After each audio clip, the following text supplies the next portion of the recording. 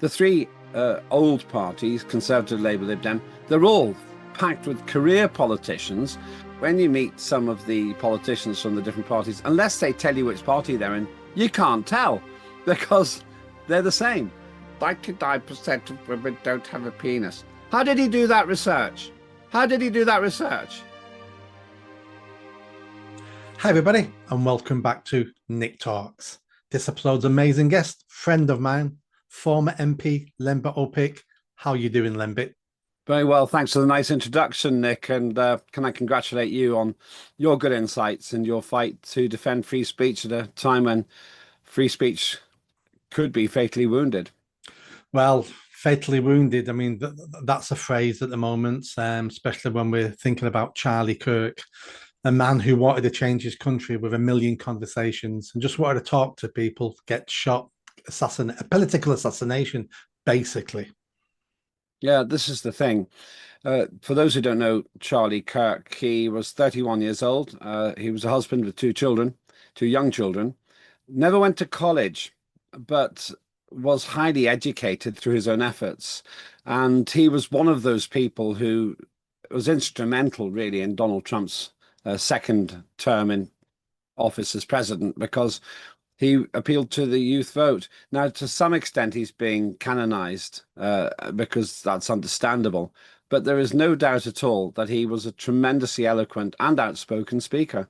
And as you and many other people have inferred, he was killed through a political assassination. He was, absolutely, he was. Now, this is a good segue into what I want to talk to you about today.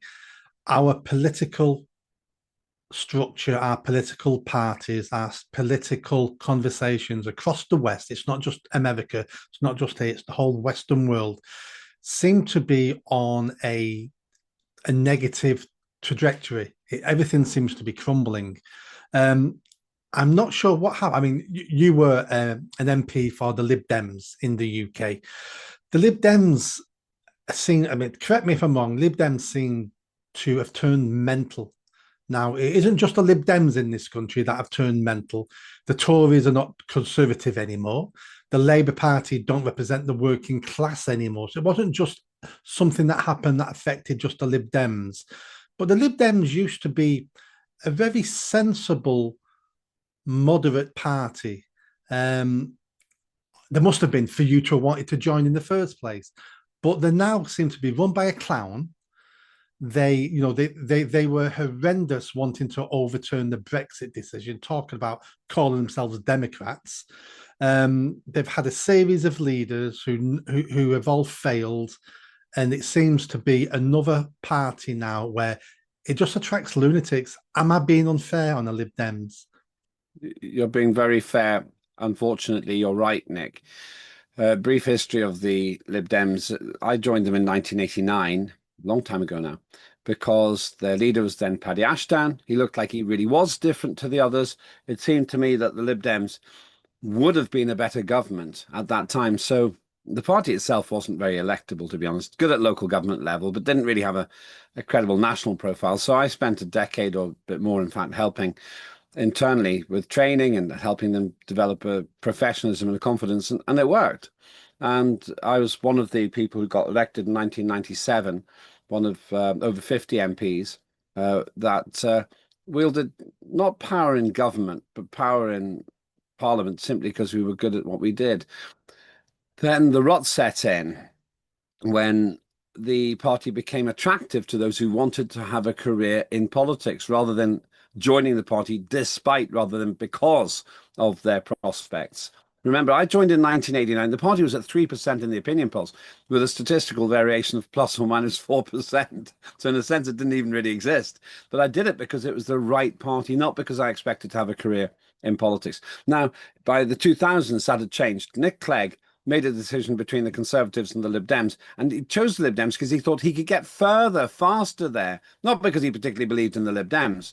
That's pretty well documented. So moving to the bigger picture, that's the problem we've got.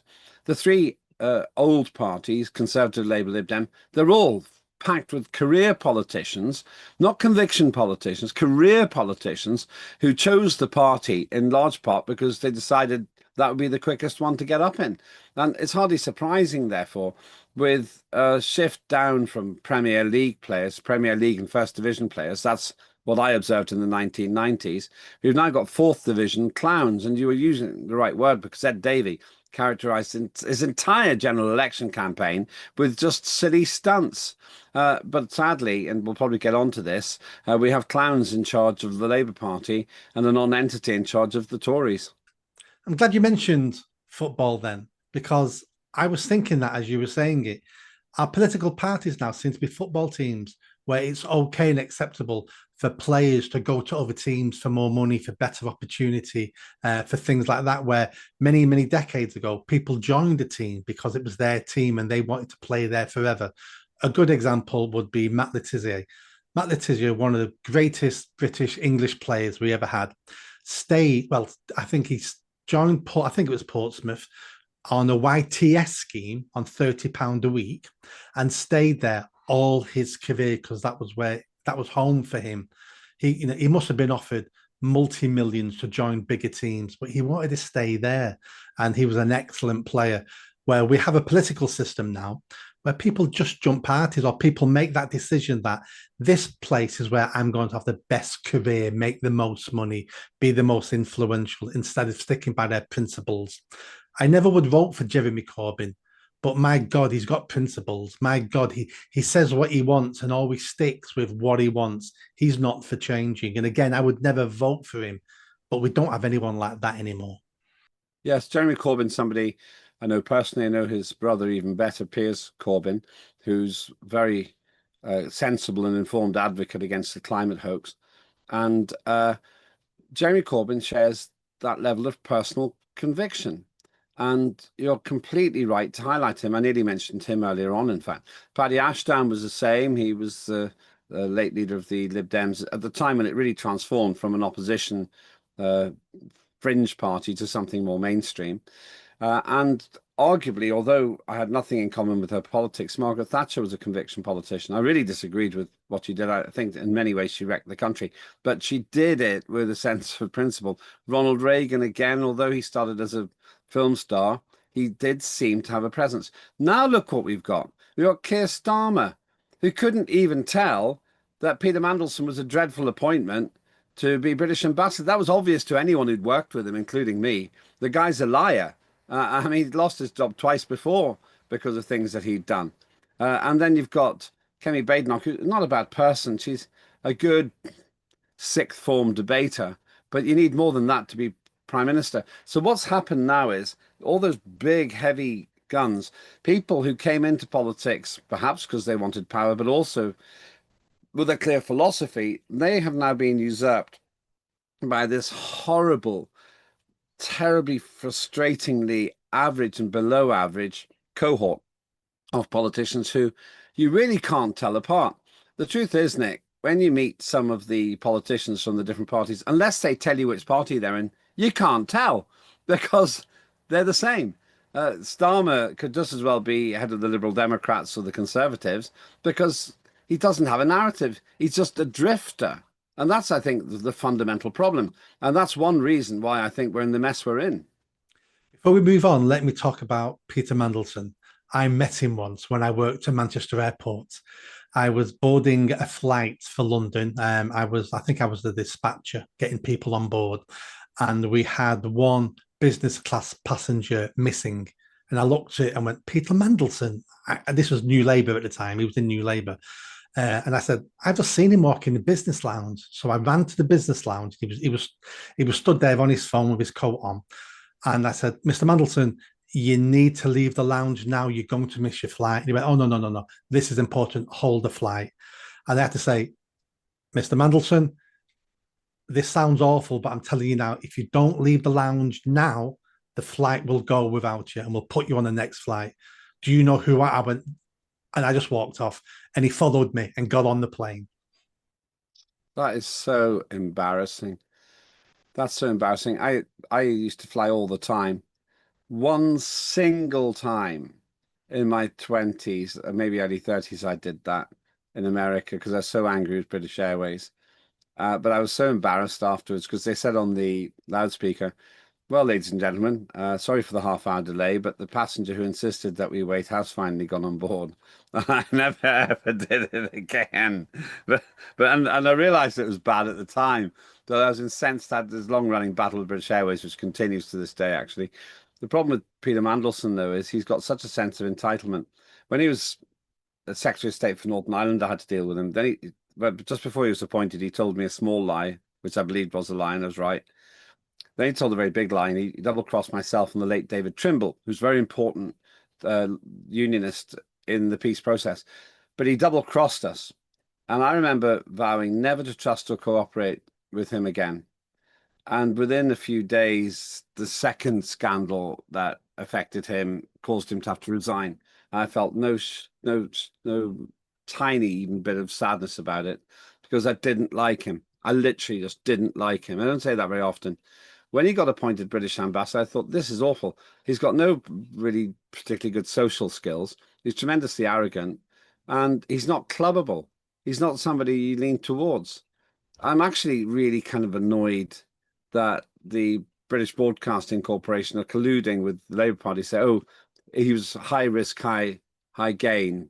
No, he wasn't. He was never going to do a great job. We don't have a good relationship with the United States. He hasn't delivered anything special. What he's done, though, because of his impropriety, he's delivered further embarrassment for Keir Starmer. Now, I'll say one thing, right? This is all about the fact he had a close association with Jeffrey Epstein, the convicted paedophile who mysteriously died. He was suicided, it seems to me. He was killed because he was too much trouble alive, I think.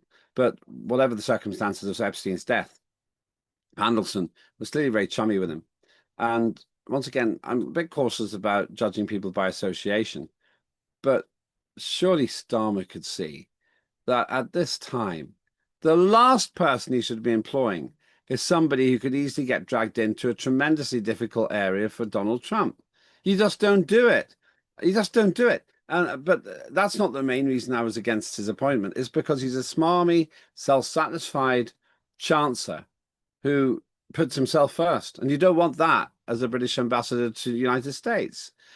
So really, Mandelson's gone, and he's gone for good now. He can't come back from this.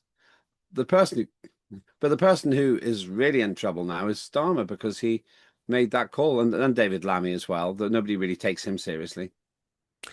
This government is in a death cycle, and you've seen it many times with many governments.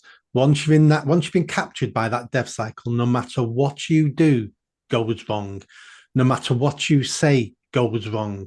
And the more you try to correct the mistakes, the more you overcorrect them and to create another mistake. This government is in a death cycle. You've obviously seen this many times before. Not normally this fast, never this fast.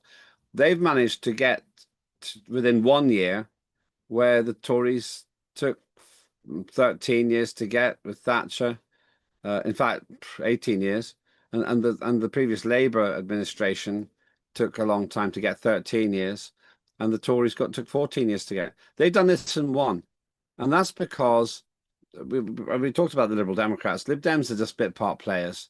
The reason you don't hear about them is because they've got no particularly interesting narrative. Rejoin the European Union, talk about transsexual politics in schools, support this ludicrous idea that human beings are driving the climate. It's all nonsense, really. And I'm so sad, really, because I've invested really a quarter of a century in that party. I need to see it become just a laughing stock.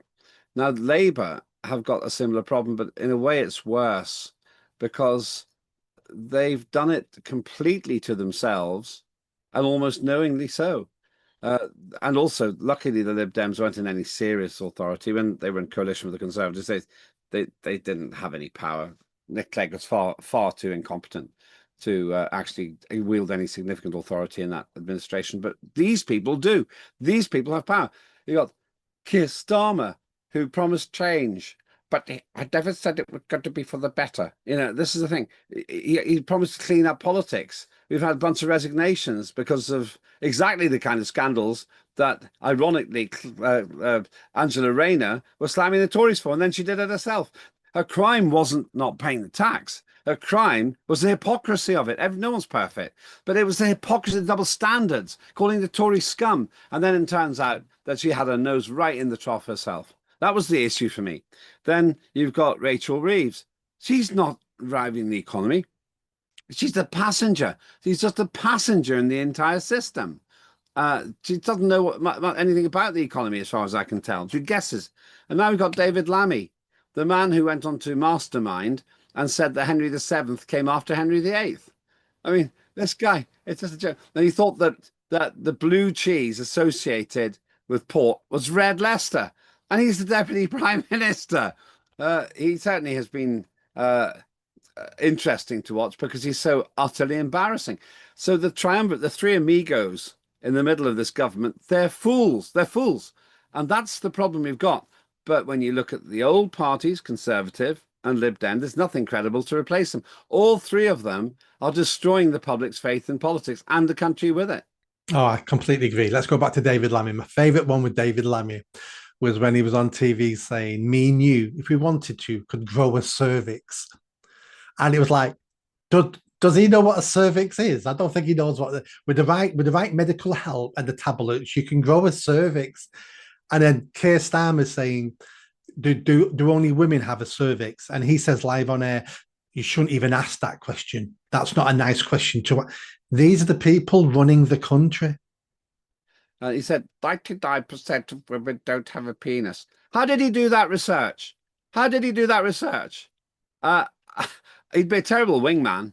And when they come out with nonsense like this, up to drivel, you think these people are in charge. Seeing like everyone has strong feelings. They sometimes have bad days.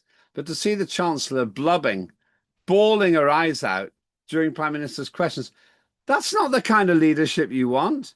It doesn't fill you with confidence. So you've got Greaves, Starmer, nearly used a very pejorative nickname for him, and Lammy. Just this lamed up government with no specific direction, bunch of incompetence, with the Prime Minister hours before firing Peter Mandelson, saying he had full confidence in the British ambassador. It's just appalling. And of course, because the farce doesn't stop there, Angela Rayner, who said she had no plans to stand for leader, will be planning her leadership campaign now. Yes. For me, she was the favourite to take over from Starmer. But I think that's been damaged now for at least a year. She'll come back and she'll be a contender. It won't be before Christmas. It'll be next year, hoping some of that mud has fallen off her by then. Let's go back to Lib Dems.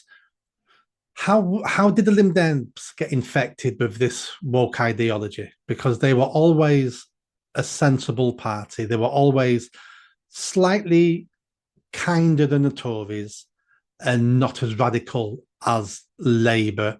When you mentioned Paddy Ashdown, he was a very decent man. Ex-forces, was in Bosnia, and very decent. Came across as a very sensible, decent man. Then we had the Scottish guy. I can't remember his name. Charles Kennedy. Charles Kennedy. He came across as a decent person. And then I would say Campbell. After that, right, I don't remember them. No one does. Right, yeah, I don't remember them. Nobody does. That's where the rot set in. Right, I was going to say for me, the rot seemed to set in with Tim Farron. That was when I started seeing a different side of the Lib Dem, but you said it was the one before that. But for them to take on board gender ideology and some of all this other woke nonsense, how did that infiltrate the party? It infiltrated all the parties. So was it just one of those things that was unstoppable at that time? It was all stoppable, but Lib Dems welcomed it.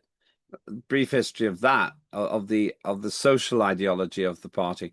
In the late 1980s, when I joined it, it was fairly mainstream.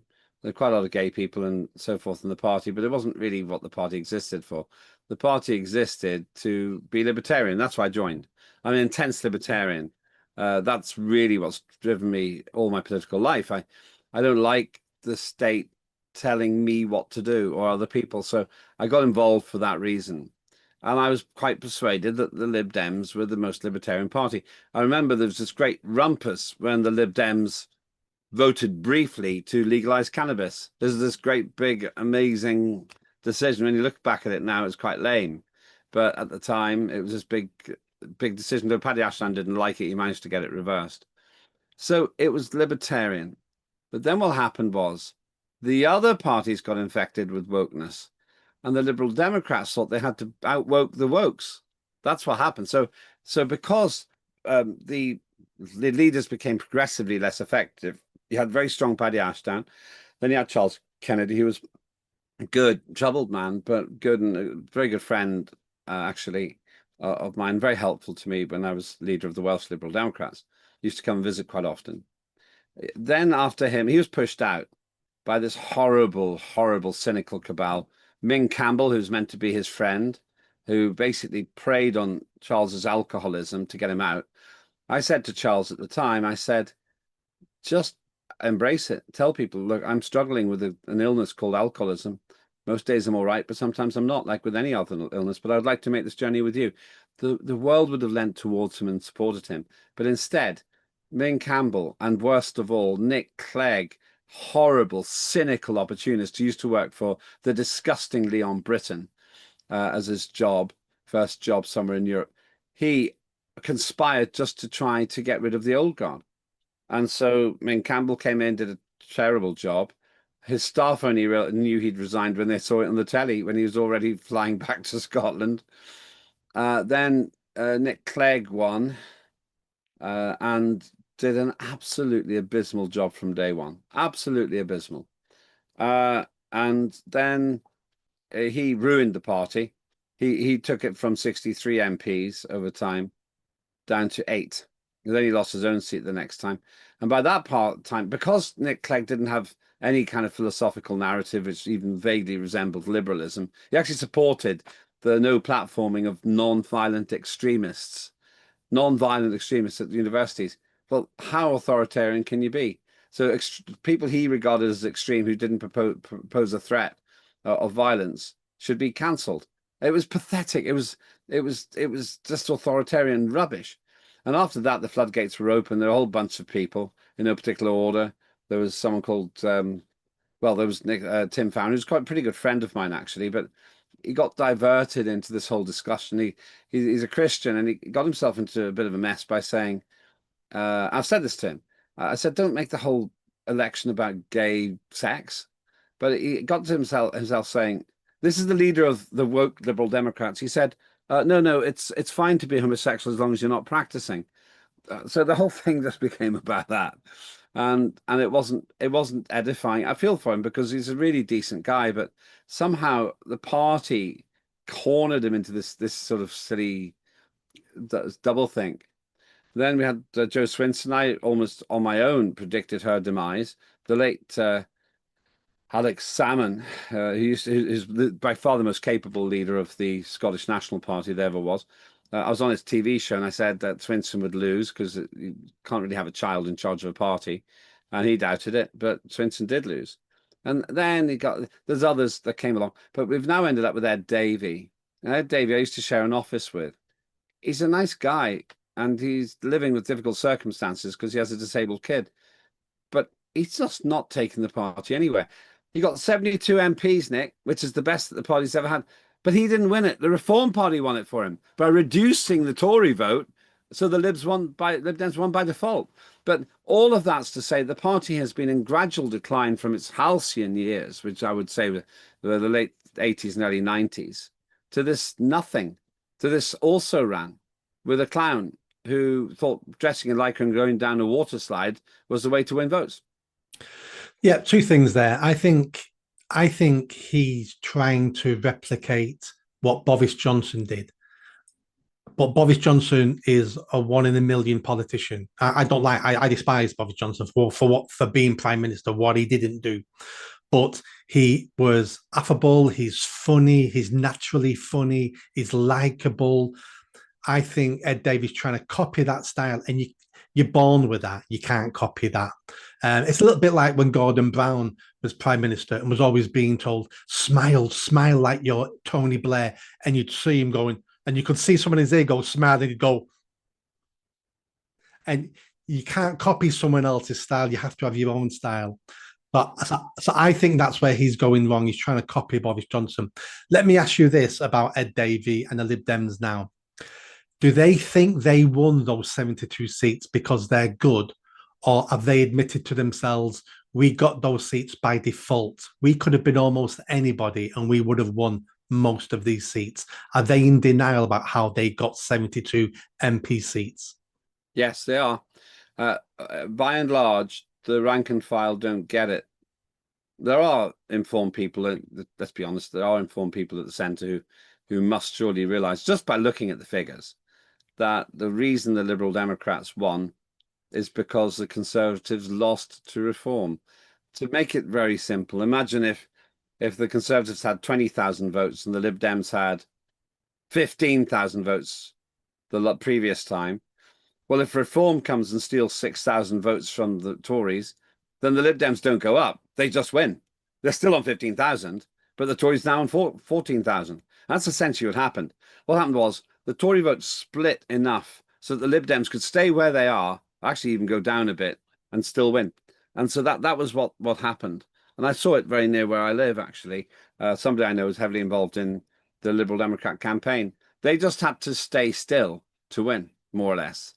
And the rank and file don't necessarily realize this. They think, oh, we've got 72, maybe we can get to 120 more. But actually, my analysis is different. If Ed Davey had been more credible, if Paddy Ashdown had been in charge, for example, or Charles Kennedy, the Lib Dems would have been the official opposition. They'd have had 120 seats because they would have actually really driven their own vote instead of hanging on the coattails of Reform UK. So actually, 72 is a failure. It was their best ever chance to break through and become the opposition, which would have meant everything in terms of coverage and profile and so forth. But they blew it. So they sit there in their ivory tower thinking 72 seats is great. But where is Ed Davey? How often do you see him on the TV? They would have had to cover him if he had been the official opposition leader. And that was the massive wasted opportunity of the Liberal Democrats. And they deserved to lose that opportunity because they didn't offer anything very credible. I don't want my kids to be taught about transsexualism when they're 8. I don't want the country to be brought to its knees on the basis of a climate hoax. There is no climate crisis. And when you speak to Liberal Democrats, they don't ever provide any scientific data to suggest there is. I don't want to be with a party that just goes along with our insane international warmongering in unwinnable wars like the one in Ukraine.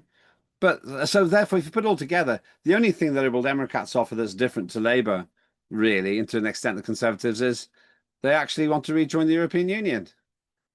That's not really a great idea, considering you got an absolutely horrendous, self-serving, failed politician called Ursula von der Leyen in charge of that.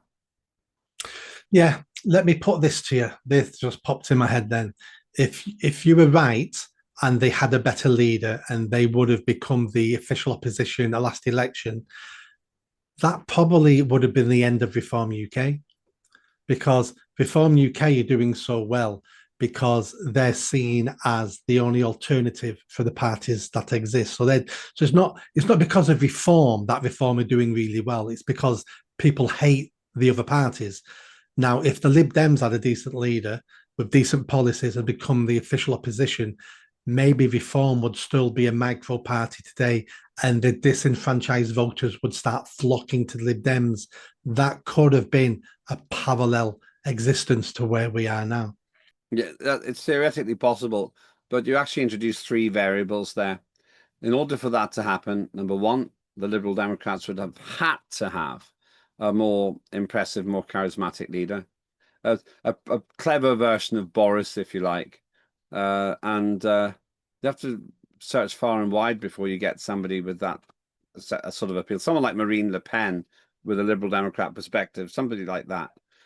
Second thing, the Lib Dems would have to get rid of some of their balmy policies, because when you start inspecting the Liberal Democrat policies, some of them are bonkers. It's like They want to outgreen the Greens. They're competing. They peg their environmental agenda against the Greens, not against any sensible party.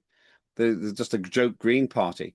And the third thing they'd have to do is they'd actually have to differentiate themselves from the Conservatives and the Labour Party so that they don't just look like Reform on one side and the other three on the other. They'd have to somehow set sail away from the two ships they're sailing next to, which are Tories and Labour. That's too much to expect. But let's do a thought experiment. If they, let's say, done those things and they become the official opposition in 2024, say with 120, 130 seats, which was definitely in the offing, what would that mean for Reform? Reform would still probably have got the kind of votes they got because not many people like me are like me and shift from Reform, Lib Dem to Reform. Maybe 1 in 5. But Reform could still be in the running to replace the Conservatives in third place. They might have still only got 4 seats, but they could replace the Conservatives. Might even be easier if the Tories were down to about 70 seats. And they could also eat at the Labour vote. Now, what would probably happen then is Reform and the Lib Dems would both be scrambling for the Labour vote. And then it would be down to how cleverly they position themselves to know who wins that. But at the moment, the Labour Party is pretty close to finished.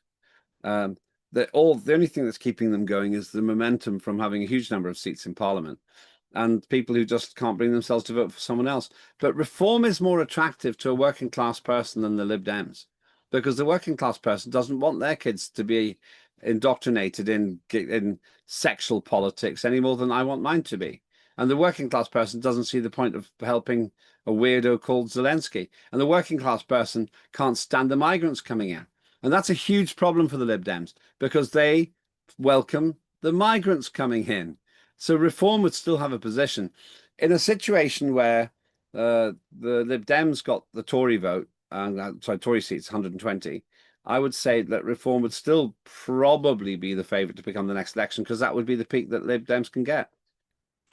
Very interesting. Last question. What's the future for the Lib Dems? Where do you see them going? Is there a future? What do you think? Lib Dems could gain some seats, and here's why. Reform's on 34%. Labour and Tories are languishing in the teens. In fact, what's amazing is the Tories have sunk down further even since the general election. The Lib Dems aren't really making major inroads in the polls. But back to what I said before, if they just hold their own, then if the better Reform does, the better the Lib Dems do. So ironically, even with a rather blancmange leader and rather silly policies, they could win by default. So I'll make a specific prediction. I think Reform will get the largest number of seats at the next general election. Whether they get an overall majority or not, it's really down to how well organised they are on the inside. I can't see Labour beating them, and the Tories are just not in the running. If I'm right, let's say the reform can peak at about 38%. That's probably where I think they're going to end up. Then Labour will lose seats to the Lib Dems, where Lib Dems are second. And the Tories will lose even more seats to the Lib Dems, where the Lib Dems are second. So they could be up to about 90, 100 seats. My expectation is that Reform will come first with somewhere between, I'll be quite specific, but if they play their cards right, 270 and 400 seats. Labour will come second, around 180 seats, probably. Lib Dems will come third with about 90, and Tories will have the rest. And SNP will do badly as well because they've screwed up. I don't know if that adds up to 650, but Reform 1, Labour 2, Lib Dem 3, and Tories 4, even with bad leadership. Even with bad leadership. If, on the other hand, Reform screw up, the Lib Dems will definitely go down because the tide will go up for the Tories and Labour and down for the Lib Dems, or even if they stay the same. But my prediction is the Lib Dems could grow. And then they'll all sit around saying, oh, didn't we do a good job? No, you owe a massive Christmas card to Nigel Farage. Yes, I think they do.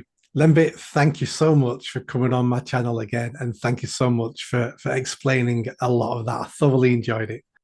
My pleasure, Nick, and it's always great to have you on my station as well.